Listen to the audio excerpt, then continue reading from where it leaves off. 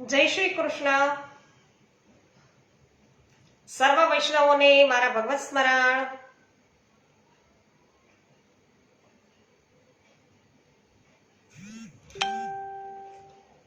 ચિંતા સંતાન હંતારો યદ પાદાંબુજરેણવઃ શ્રિયાનાંતા નિજાચાર્યાન પ્રણમામિ મુહુર્મુહુઃ યદનુગ્રહતો જંતુ સર્વદુઃખાતિગો ભવેत् તમહં સર્વદા વંદે શ્રીમદ્વલ્લભનંદનમ.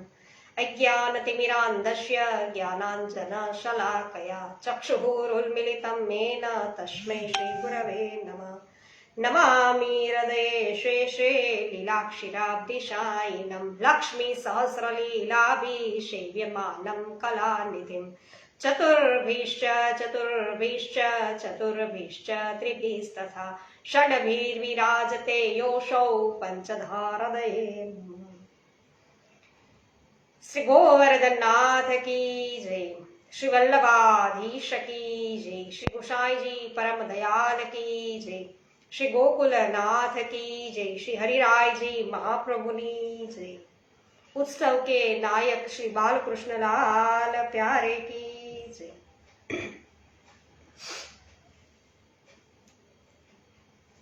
સરસ. જયંતિલાલભાઈ પેશીવાળિયા સર્વપ્રથમ ઉપસ્થિત થઈ ચુક્યા છે. જય શ્રી કૃષ્ણ. સ્વાગત છે આપનું. જયાબેન ગોળાસરા જય શ્રી કૃષ્ણ. શાંતિભાઈ ગોળાસરા જય શ્રી કૃષ્ણ. સ્વાગત છે. તો વૈષ્ણવો, ફેસબુક છે અત્યારે સપોર્ટ નહોતું કરતું આપણને, એટલે 2 દિવસથી આપણે યુટ્યુબ ઉપર લાઈવ થયા હતા. આજે આપણે જોઈએ છીએ, ટ્રાય કરીએ છીએ કે ફેસબુક ઉપર આપણે કેટલોક સમય છે સરસ રીતે સત્સંગ કરી શકીએ છીએ. આજે આપણે ટ્રાય કરીએ છીએ ફરી પાછી. તો વૈષ્ણવો, વિશેષ સત્સંગ છે અત્યારે લઈ રહ્યા છીએ, અને એમાં આપણે શ્રીમદ વલ્લભાધીશજીનું અનેકવાર વૈષ્ણવો પ્રગટ થયેલું સ્વયં સિદ્ધ જગત ગુરુપણું આપણે જોઈ રહ્યા છીએ. તો પરિક્રમા દરમિયાન શ્રીમદ વલ્લભાધીશજીનું અનેકવાર પ્રગટ થયેલું સ્વયં સિદ્ધ જગત ગુરુપણું આપણે જોયું. તો વૈષ્ણવ, શ્રી મહાપ્રભુજી પ્રથમ પરિક્રમા કરતા કરતા ઉજ્જૈન શિવપુરીમાં શાંતિપરી આશ્રમમાં પધાર્યા, અને ત્યાં શૈવી પંડિતો સાથે જોરદાર શાસ્ત્રાર્થ થયો, અને સૌએ એક સાથે સેંકડો પ્રશ્નો પૂછ્યા. બધાએ એકી સાથે કેટલાય પ્રશ્નો પૂછ્યા. તો શ્રી વલ્લભે સતાવધાની વિદ્યાનો પ્રયોગ કર્યો. સતાવધાની વિદ્યાનો પ્રયોગ કરી અને સૌને નિરુત્તર કરી દીધા. શાસ્ત્રાર્થ સાંભળવા આવેલા શ્રી મહાદેવજી પણ વૈષ્ણવો પ્રસન્ન થઈ ગયા, અને ત્યાંથી વેત્રાવતી નદીના તીર પ્રાંતના ઓડછા પ્રદેશમાં, એટલે ગ્વાલિયર પાસે છે, તો ઓડછા પ્રદેશમાં શ્રી મહાપ્રભુજીએ રાજા રામભદ્ર નારાયણ સમક્ષ માયાવાદી પંડિતો સાથે વૈષ્ણવ શાસ્ત્રાર્થ કર્યો. અને સૌને એક જ પ્રશ્ન હતો, એમને પૂછ્યો બધાએ. તો એમને એક જ પ્રશ્ન એમને સામે પૂછ્યો છે, અને બધાને નિરુત્તર કરી દીધા છે. ઘટ સરસ્વતી પંડિતે વશ કરેલી સરસ્વતીના જોરે આહવાન આપ્યું એમને, પરંતુ શ્રી મહાપ્રભુજી સાથે ગળામાંથી સરસ્વતી દેવીજી છે એ કંઈ જ બોલ્યા નહીં. અને જ્યારે બોલ્યા ત્યારે પંડિતજી વિરુદ્ધમાં જ તેઓ બોલ્યા, સરસ્વતીજી, કારણ કે આપ તો વાક્પતિ છે વૈષ્ણવ. એટલે આમ શ્રી મહાપ્રભુજીએ સૌ માયાવાદી પંડિતોને પરાજિત કર્યા અને ભક્તિ માર્ગનું પ્રતિપાદન કર્યું. તો આ પ્રતાપ જોઈને કેટલાક માયાવાદીઓ આપશ્રીના શરણે આવ્યા, અને બાકીના બધા છે ડરના માર્યા ભાગી ગયા. રાજાએ શ્રી મહાપ્રભુજીનો કંકાભિષેક કર્યો. ઓડછાથી આગળ વધતા માર્ગમાં ગૌડ સંપ્રદાયના આચાર્ય શ્રી કૃષ્ણ ચૈતન્ય સાથે શ્રી મહાપ્રભુજીની વૈષ્ણવ મુલાકાત થઈ, અને એ સમયે બંને આચાર્યો વચ્ચે ભગવાન નામના મહાત્મ્યનો પ્રસંગ છે છેડાયો. અને ત્યાંથી આગળ વધતા સઘન વનમાં તામસી દેવી જીવોનો જેની અંદર પશુ, પક્ષી, જંતુ, વૃક્ષ વગેરેનો સમાવેશ થઈ જાય, તો એ જીવોનો આચાર્યશ્રીએ પોતાના ચરણારવિંદની અલૌકિક સુગંધ ફેલાવીને ઉદ્ધાર કર્યો. તો વૈષ્ણવ, તમારા કોઈની કમેન્ટ આવતી નથી, બરાબર સંભળાય તો છે ને?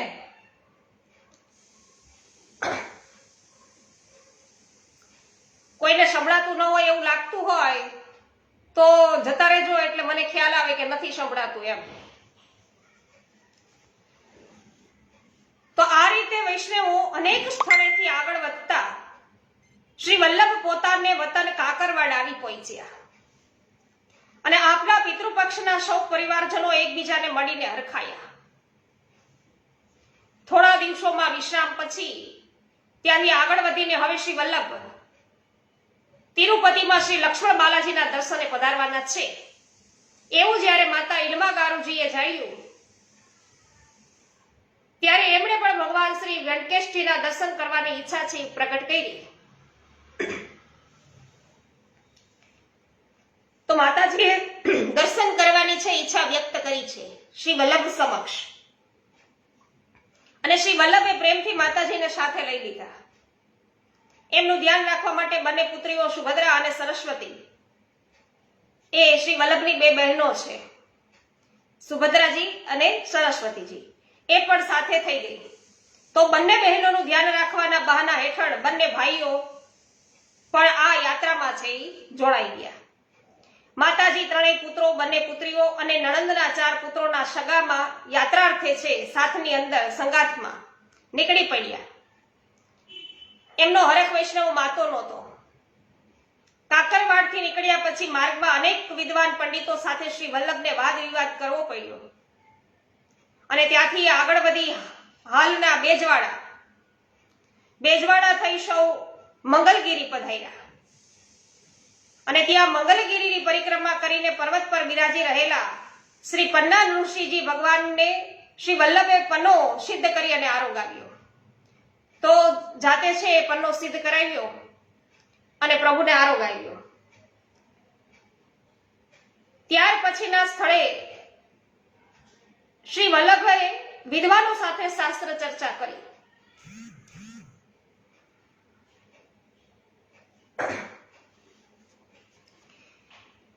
એ સર્વ કોઈને સમાધાનકારી રીતે નિરુત્તર કરતા કરતા અંતે આપ તિરુપતિ આવી પહોંચ્યા અને તળેટીમાં પૂર્ણકાલીન મંદિરમાં શ્રી રામચંદ્રજીના દર્શન, પૂજન ઇત્યાદિ કરી અને આપ તિરુમલાઈ ગિરી પર પહોંચ્યા અને શ્રી વેંકટેશ ભગવાનના દર્શન પૂજન કર્યા. અહીં શ્રી વલ્લભના સંગમાં સૌ પરિવારજનોને ઘણો બધો અલૌકિક લાભ છે એ પ્રાપ્ત થયો. તિરુમલાઈના પ્રસન્નકારી રોકાણ દરમિયાન અનેક રાત્રિએ માતાજી ઇલમાગારુએ સ્વપ્નમાં પોતાના પતિ શ્રી લક્ષ્મણાચાર્યજીને શ્રી વેંકટેશ ભગવાનના મુખારવિંદમાં પ્રવેશ કરી અને સદેહે લીન થતા છે જોયા. જાગીને તેઓ અત્યંત શોક કરવા લાગ્યા. ત્યારે શ્રી વલ્લભે આધ્યાત્મિક ઉપદેશ આપી માતાજીના શોકનું નિવારણ કર્યું અને પ્રસન્નતા અપાવી. બીજા દિવસે શ્રી ઇલમાગારુના પિયરથી એમના ભાઈએ શ્રી વલ્લભ પર સંદેશો મોકલાવ્યો હતો. એ એમને મળ્યો.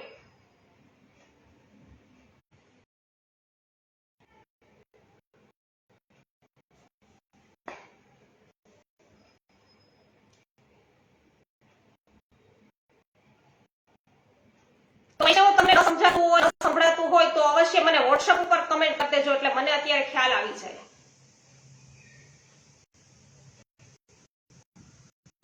તો બીજા દિવસે શ્રી ઇલમાગારુના પિયરથી સંદેશો મોકલ્યો એ શ્રી વલ્લભ પ્રાપ્ત થયો. એમાં શ્રી વલ્લભને મામાજીએ જણાવ્યું કે એમની બંને બહેનનો શોક ઉતારવા માટે તેઓ માતાજી તેમજ અન્યોને અવશ્ય પોતાના મોસાળ હમ્પી વિદ્યાનગર પધારે અને થોડા દિવસ તેમની સાથે રહે. તો શ્રી વલ્લભની યાત્રા હવે આગળ વધી. ત્વરિત વેગે થોડા જ દિવસોમાં સૌ હમ્પી નગરમાં આવી પહોંચ્યા. નાનાજીએ અને બંને મામાજીએ પુત્રી ગારુજી છે એમની સાથે ત્રણેય દોહિત્રોનું તેમજ બંને દોહિત્રીઓનું ઉમળકાભેર સ્વાગત કર્યું. માતૃપક્ષના સૌ પરિવારજનો હોશે હોશે આવી અને એકબીજાને ભેટ્યા. બહેન ઇલ્મા ગારુની નણંદના ચારેય પુત્રોનો પણ ઉચિત આદર સત્કાર કર્યો. કૃષ્ણદાસ મેઘન અને દામોદર દાસજીનું પણ યથાયોગ્ય સન્માન થયું. એકબીજાના ખબર અંતર પૂછ્યા. પિતાના સ્થાને રાજ દરબારમાં હવે પોતાના બંને નાના ભાઈઓ રાજાના પુરોહિતો તેમજ માનીતા સલાહકારો બની ગયા છે એ જાણી ઇલ્મા ગારુનો હરખ છે માતો નહોતો. તેઓ પોતાના ઘરમાં ઉપર નીચે આગળ પાછે બધે હરેક ભેર ફરી વળ્યા અને બાળપણની યાદોને તાજી કરી. ઘરનું વાતાવરણ ઉત્સવ જેવો આનંદ છે ઘરમાં છવાઈ ગયો. પરંતુ એ આનંદ જાજો સમય ન ટકી શક્યો. શ્રી વલ્લભના મામાજીઓએ સર્વ આગંતુકો માટે ઉતારાની તેમજ ખાનપાન વિશ્રામની ઉત્તમ વ્યવસ્થા કરી રાખી હતી. પરંતુ શ્રી વલ્લભે એ સગવડો નકારી કાઢી અને માતાજી તેમજ બંને ભાઈઓ અને બહેનોને મામાજીને ત્યાં રાખીને પોતે બહાર ગામ નદી કિનારે આવીને બિરાઈ ગયા. ગામની બહાર બિરાજ્યા. સેવકો એમની સાથે જતા. વાતને વણસતી અટકાવવા ઇલ્મા ગારુએ પોતાના માતા તથા ભાઈ ભાભીઓને પ્રેમથી સમજાવ્યા કે અહીં દરબારમાં ચાલી રહેલા શાસ્ત્રાર્થમાં ભાગ લઈને પછી શ્રી વલ્લભજી આગળ નીકળી જશે. તેઓ યથાર્થે યાત્રા અર્થે અત્યારે ભ્રમણ કરી રહ્યા છે, એટલે પાકા બાંધેલા ઘરમાં નહીં રહે કે કોઈના હાથનું રાંધેલું અન્ન જલ પણ ગ્રહણ નહીં કરે. બસ આ જ વાત પર મામાજીઓની માખી છે એ છીકાઈ ગઈ. પોતે પણ ઉચ્ચ કુળના બ્રાહ્મણ છે, સર્વ આચાર વિચાર પાડે છે, વળી સગપણમાં મામા થાય છે, તો પણ ભાણેજ થઈને આવા નખરા સામે દેખાડે છે. તો આ માનહાનિનો બદલો લેવાનું મામાજીઓએ નક્કી કર્યું. તો એમણે પોતાની સત્તાનું જોર વાપરી દ્વારપાળોને હુકમ છે છોડી દીધો કે હવે પછી કોઈ પણ વ્યક્તિ શાસ્ત્રાર્થમાં ભાગ લેવા આવે તો એને મહેલમાં પ્રવેશ આપવો નહીં. બીજે દિવસે શ્રીમદ વલ્લભાધીશ ભર બજારમાં થઈ અને રાજમહેલમાં પધાર્યા. એમનું અલૌકિક તેજ અને રૂપ નિહાળીને દ્વારપાળો બધા ભાન ભૂલી ગયા. રાજાએ સહર્ષ સામે ચાલીને શ્રીમદ વલ્લભાધીશજીને વધાવ્યા. ભરી સભામાં આપે છટાપૂર્વક છે પ્રવેશ કર્યો અને શાસ્ત્રાર્થમાં ભાગ લીધો.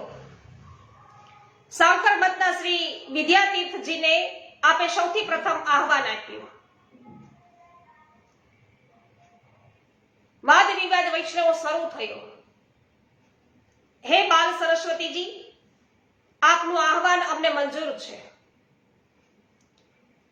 સૌથી પહેલા આપ એ કહો કે આપણો સિદ્ધાંત કયા પ્રમાણનો આધારિત છે એ આપ સિદ્ધ કરશો.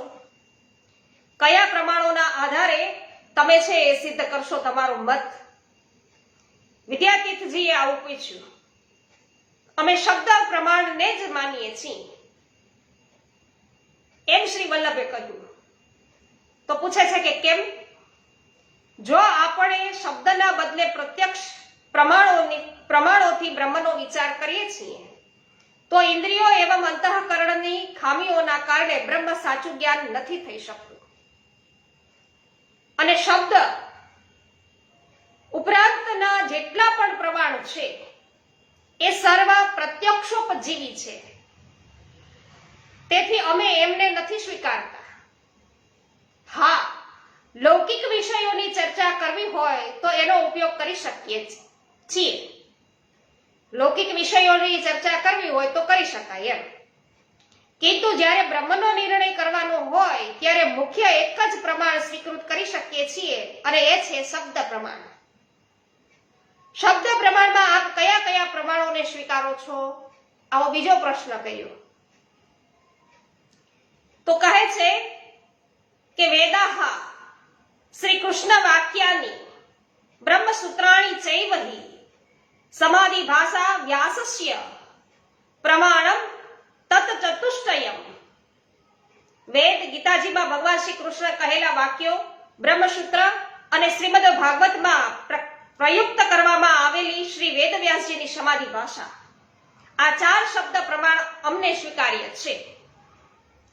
વેદ, ગીતા અને બ્રહ્મસૂત્ર એ ત્રણેયનો તો અમે પણ પ્રમાણના માટે સ્વીકારીએ છીએ.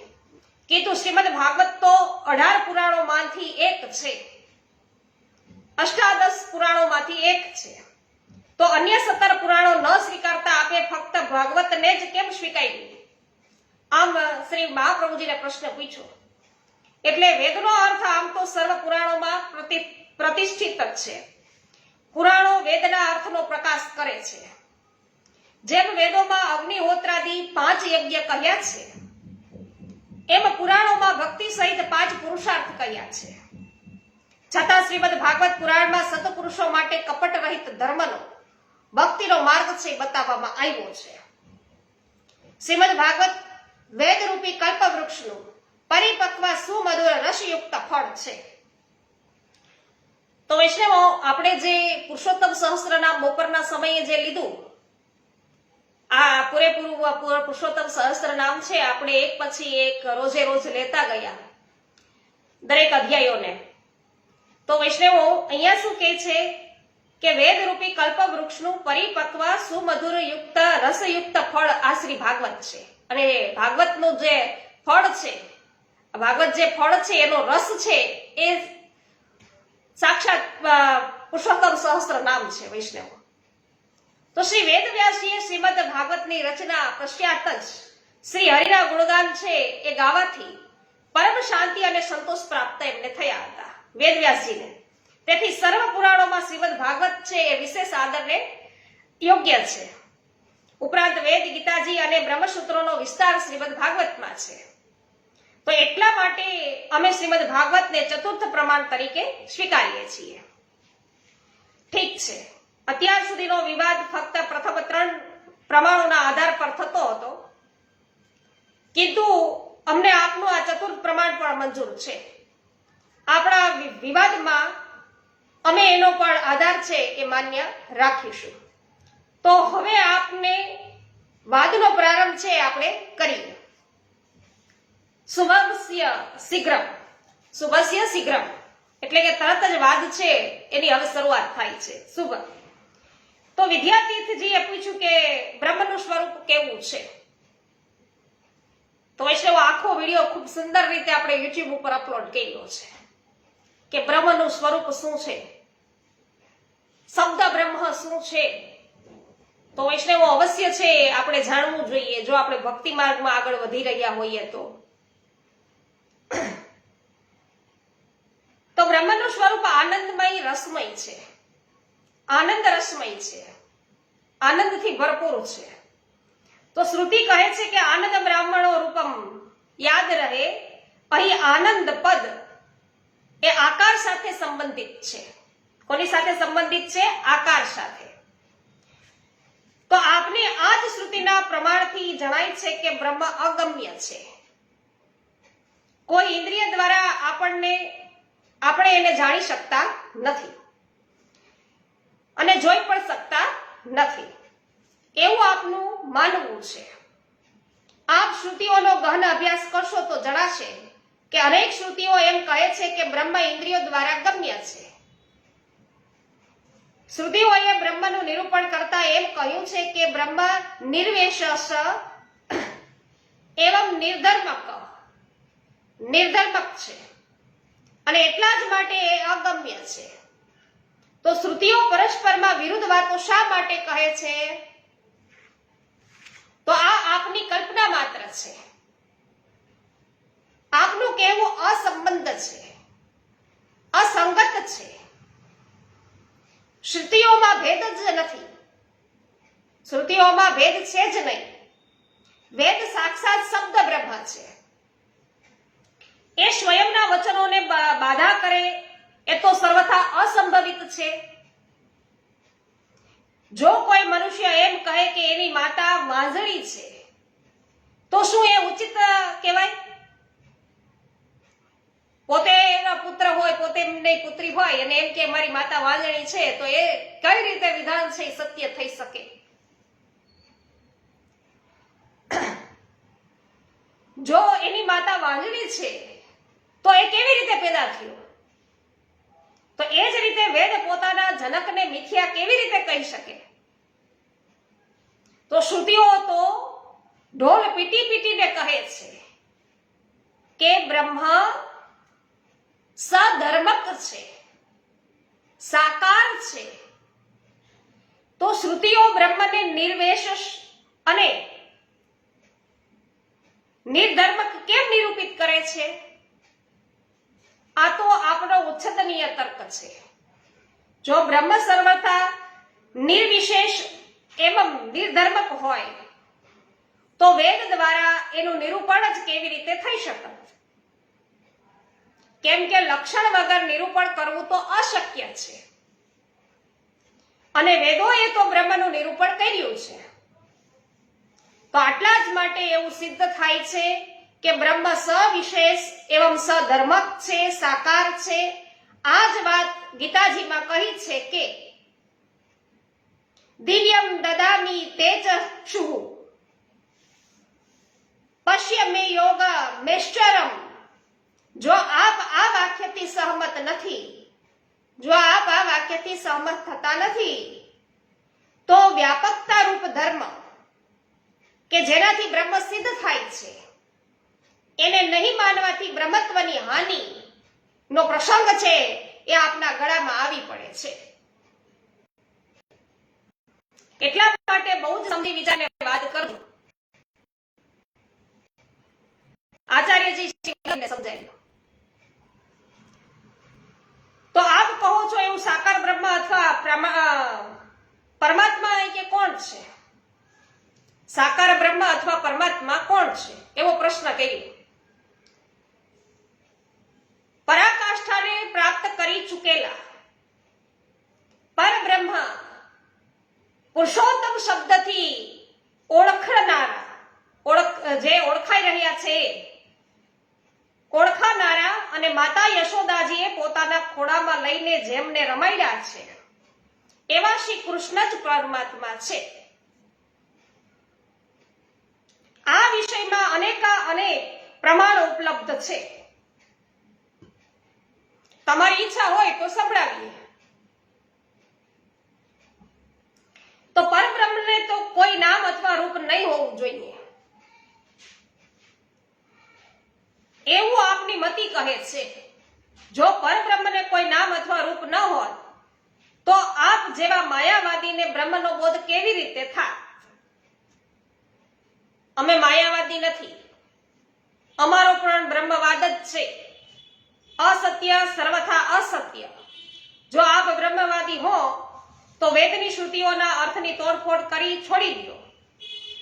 વેદની શ્રુતિઓ છે એમના અર્થની તોડફોડ કરવી તમે છોડી દો જો તમે બ્રહ્મવાદી હોય તો. અને માની લ્યો કે સર્વ ખલિવિદમ બ્રહ્મ. આપ તો ધૃષ્ટતાપૂર્વક જગતને મિથ્યા માયારૂપ કહો છો. અમે કહીએ છીએ કે જગત બ્રહ્મનો અંશ છે અને બ્રહ્મ સત્ય છે, તો જગત પણ સત્ય છે. આ શ્રી મહાપ્રભુજીનો મત છે. વૈષ્ણવો, મહાપ્રભુજીનો મત શું છે કે જગત બ્રહ્મનો અંશ છે, બ્રહ્મ સત્ય છે, તો જગત પણ સત્ય છે, મિથ્યા નથી. જો કઈ મિથ્યા છે તો એ સંસાર છે, જગત નહીં. આપ તો માયાને બ્રહ્મથી વેગળી માનો છો અને એટલે આપ એક વાર નહીં 100 વાર માયાવાદી છો. તો માયાવાદી છો, માયાવાદી છો. તો શ્રી વલ્લભના આવા તાતા તીર જેવા વાક્યો સાંભળતા જ સર્વ પ્રતિવાદીઓએ એકી સાથે હુમલો કર્યો. સૌ પોતપોતાના આસનો પરથી ઊભા થઈ ગયા અને શ્રી વલ્લભને મૂંઝવી નાખવા માટે એક સાથે પ્રશ્નો પૂછવા લાગ્યા. શ્રી વલ્લભની સાથે આવેલા નિજ સેવકો આપની રક્ષા અર્થે સાવધાન થઈ ગયા. આપે સૌ સેવકોની દ્રષ્ટિથી જ વાળી દીધા, સૌ સેવકોને દ્રષ્ટિથી જ વાળી રહ્યા અને થોડી જ પળોમાં વૈષ્ણવો અતિ દુર્લભ દ્રશ્ય છે ખડું થયું. શ્રી વલ્લભે લૌકિક રીતિથી વિનમ્ર ભાવે પોતાના એક ગુરુ એવા પોતાના પિતાજીનું સ્મરણ કર્યું અને એમણે શીખવેલી સતાવધાની વિદ્યાનું એમને આરાધન કર્યું અને તરત જ અનેક મુખ પ્રગટ કરીને તો અત્યારે શ્રી મહાપ્રભુજીએ અનેક મુખ છે પ્રગટ કર્યા અને એ શ્રુતિનું અવલંબન કરી એક સાથે સર્વના પ્રશ્નોના ઉત્તર આપી સર્વને ચૂપ કરી દીધા. એકી સાથે છે એ બધાના ઉત્તર છે, પ્રશ્નના ઉત્તર છે બધાને એક જ સમયે આપી દીધા, એકી સાથે. દરેક પ્રશ્ન કરતાને એવું પ્રતીત થયું કે જાણે શ્રી વલ્લભ એની સાથે જ ચર્ચા કરી રહ્યા છે અને એના જ પ્રશ્નોનો ઉત્તર છે આપી રહ્યા છે. શ્રી વલ્લભનું આવું અદ્ભુત રૌદ્ર સ્વરૂપ જોઈ અને સૌ કોઈ અચંબામાં પડી ગયા અને સર્વના હોશ કોશ છે ગાયબ થઈ ગયા. સૌ નિસ્તેજ થઈ ગયા અને ઓચિંતાની વૈષ્ણવો શાંતિ છે છવાઈ વળી. વિસ્મિત થયેલા શ્રી વિદ્યાતીર્થજી ભાન ભૂલીને વિભ્રમમાં સફાળા ઉભા થઈ અને બંને હાથ જોડી અને શ્રી વલ્લભને સાદર વંદન કરતા બોલ્યા કે તમહમ વંદે જગત ગુરુ, જય હો. બોલો શ્રી મહાપ્રભુજી, શ્રી વલ્લભાચાર્યજીની જય હો. ખલાસ વૈષ્ણવો, ખેલ છે ખતમ થઈ ગયો. પૂરના પ્રવાહમાં મુખ્ય ટાપુ છે વૈષ્ણવો ડૂબી ગયો અને ભૂગવતા નીર ચો તરફ છે ફરી વળ્યા. તો વૈષ્ણવો હવે શ્રી વિદ્યાતીર્થજીના સહાયક અન્ય આચાર્યો સાથે શ્રી વલ્લભનો વિવાદ છે શરૂ થયો અને થોડી જ વારમાં એ સર્વ પણ હાથ જોડી અને ઊભા રહી ગયા. અને એમના પછી શ્રી ગાગા ભટ્ટજી સાથે વૈષ્ણવો વિવાદ છે શરૂ થયો, ગાગા ભટ્ટજી સાથે, અને તેઓ તો તણખલાની જેમ ઉડી ગયા. તો શ્રી વલ્લભે પ્રચંડ વાવાઝોડાની ગતિથી સર્વ પ્રતિસ્પર્ધીઓને જળમૂળથી ઉખેડી નાખ્યા અને બધાનો છે એ ખાતમો બોલાવી દીધો. તો વૈષ્ણવો હવે શરત પ્રમાણે છેલ્લે રાજ પુરોહિત શ્રી સોમેશ્વર સ્વામી સાથે શ્રી વલ્લભનો શાસ્ત્રાર્થ છે શરૂ થયો છે. તો એ શાસ્ત્રાર્થ છે કેવી પ્રકારે ચાલે છે એ હવે આપણે રાત્રિના સમયે યુટ્યુબ ઉપર લાઈવ ભગવદ વાર્તામાં જાણીશું. અત્યારે અહીંયા સુધી આપણે લઈએ છીએ, અહીંયા આપણે વિરમીએ છીએ. તો જે વૈષ્ણવજનો છે એ બધા છેક સુધી જોડાયેલા રહ્યા સત્સંગમાં, સર્વનો ખૂબ ખૂબ આભાર. જ્યાં વડાલિયા છે એ મને દેખાઈ રહ્યા છે અત્યારે સ્ક્રીન ઉપર આઇકોન દ્વારા, તો એમનું સ્વાગત કરું છું. પોસ્ટ શેર કરવા બદલ આભાર. રમેશભાઈ ચાંગાણી પણ ઉપસ્થિત હોય એવું લાગી રહ્યું છે, તો રમેશભાઈ અમને એ અને એમના પરિવાર સર્વનું સ્વાગત કરું છું. અને દિલીપભાઈ શાહ પણ ઉપસ્થિત છે સત્સંગમાં, તો એમનું પણ સ્વાગત કરું છું. શ્રી ગોવર્ધનનાથ કી જય, શ્રી વલ્લભાધીશ કી જય, શ્રી ગુસાઈજી પરમ દયાલ કી જય, શ્રી ગોકુલનાથ કી જય, શ્રી હરિરાયજી મહાપ્રભુની જય. વૈષ્ણવો, આજે શ્રી બાલકૃષ્ણજીનો પ્રાગટ્ય દિન છે, તો આજ બાલકૃષ્ણજીના ઉત્સવની આપ સર્વને ખૂબ ખૂબ મંગલ બધાય. શ્રી ગુસાઈજીના તૃતીયાલાલજી. સર્વને મારા જય શ્રી કૃષ્ણ.